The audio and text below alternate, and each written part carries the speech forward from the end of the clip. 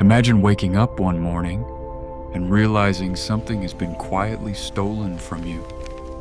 Not your money, not your memories, not your time, something far more valuable, your ability to choose what you pay attention to. Now imagine discovering it wasn't an accident.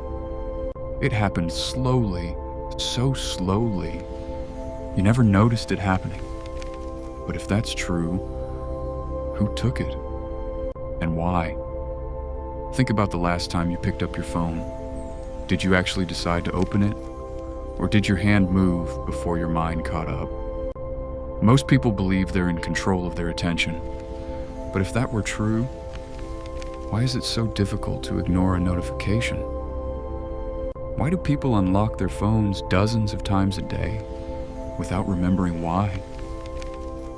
Why do 5 minutes become 50 without feeling any different? At first glance, it looks like a lack of discipline. But psychology suggests something much stranger. Several years ago, researchers noticed an unusual pattern. The companies becoming the richest in history weren't selling products. They were competing for something invisible, something every human possesses, something that cannot be manufactured: attention. Not because attention is useful, because attention can be transformed into almost anything. Money, influence, power, behavior. Once someone controls what you pay attention to, they begin influencing what you think about, and eventually, how you behave. But here's the strange part. Nobody can simply force you to pay attention. The brain doesn't work that way. So how do billions of people voluntarily give it away every day? The answer isn't manipulation. At least, not in the way most people imagine. The answer begins with something your brain evolved to do thousands of years ago.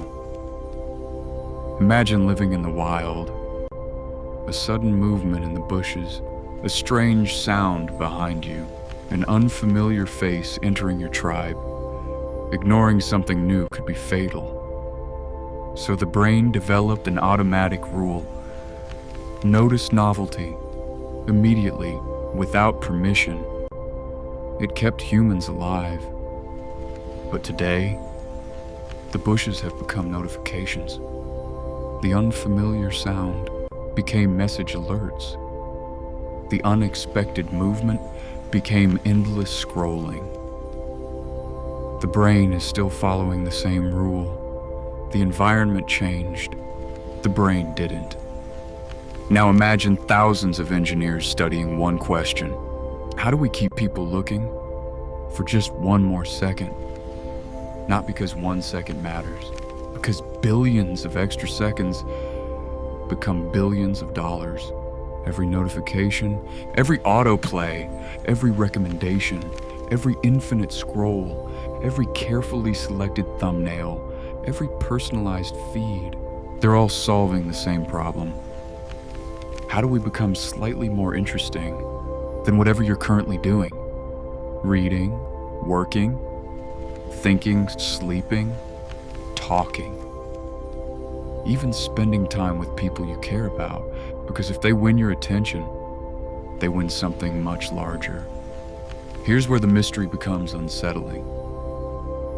Most people believe they're choosing what interests them, but often, their interests are being shaped by what repeatedly captures their attention. Spend enough time watching conflict, the world begins feeling hostile. Spend enough time consuming outrage, everything begins feeling offensive. Spend enough time surrounded by luxury, your own life begins feeling smaller. Attention doesn't just determine what you see, it slowly determines what you believe. Psychologists have understood this for decades. The brain strengthens whatever it repeatedly experiences. Neurons that fire together, wire together, the more often certain pathways activate, the easier they become to activate again. In other words, attention is training every single day, Whether you realize it or not, the videos you watch, the conversations you join, the headlines you click, the arguments you read, they're all teaching your brain what deserves attention. And eventually, your mind begins expecting constant stimulation.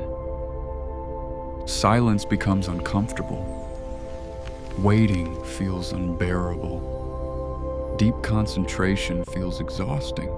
Not because you're becoming weaker, because your brain has become exceptionally good at the environment you've repeatedly trained it to survive. This is why so many people say, "I can't focus anymore." The brain didn't lose the ability, it adapted.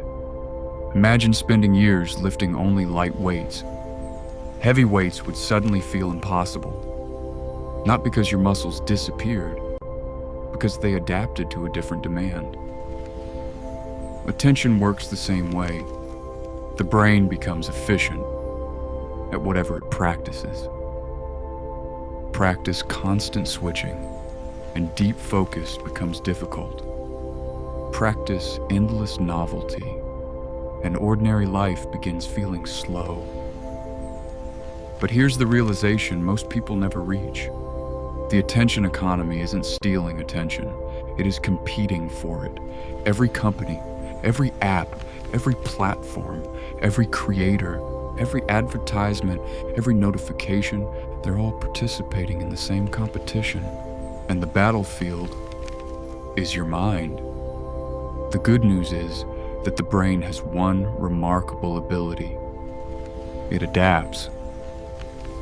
Just as it learned distraction, it can relearn focus. Just as it became comfortable with endless stimulation, it can become comfortable with silence again.